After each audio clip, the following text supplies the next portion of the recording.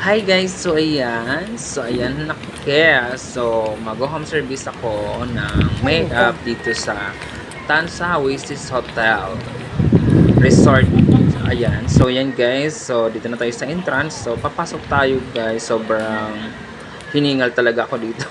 Grabe, sobrang ano niya, nakakapagod pala dito umakyat. So ayan guys, so hinahanap namin yung room ng aming client. At pagkapasok nga namin ay ito na agad, bongga. So ayan ang ating may-makeupan. So ito yung before. At yan ang kanyang junakers ni Madam. So ayan na po, nag-start na po ako ng mag-foundation dyan. So ayan guys, so atin po siya ng JS Prom. So ayan, dito yung gaganapin sa Oasis Hotel. So ayan, dito rin siya ginanap. So si Madam ay regular customer ko na po yung mother niya. So sabi niya sa akin. At ito din ay nahawakan ko rin kanyang buhok. Nilalaban ko din. So ayan. Ayan nga pala si Barbie, ang aking hairstylist. So ayan guys. So ayan, hairstylist na ni Barbie ang kanyang hairdo. O diba? Kapo. So ayan. So for video ang akla. Nandito kami So, sa ayan, Tansa Oasis. nandito kami ngayon. So ayan guys, watch until the end. So after ng kanyang makeup, thank you for watching. Sa mga nagtatanong kung saan ang aming location, dito lang po kami sa Aboy Golais Commercial Ayan, guys, Space. binubukan na Pwede namin. nyo pong hanapin ang Nika Beauty Salon sa mga gusto magpa-makeup. So ayan, pwede po akong home service, pwede po sa salon, walk-in. Thank you for watching guys. Watch nyo na lang hanggang matapos. Ayan, thank you.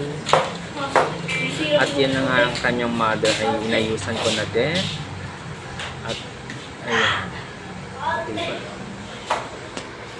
Oh God, the Yasi find.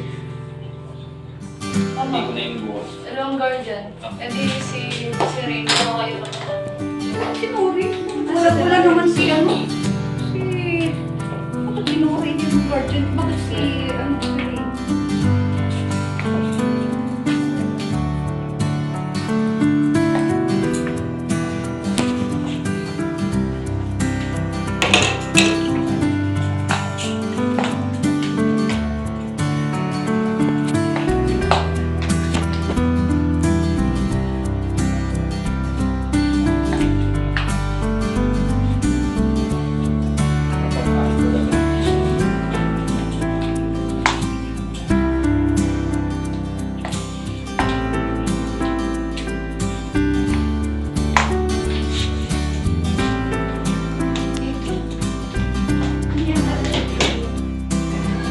At ito na ang kanyang after look.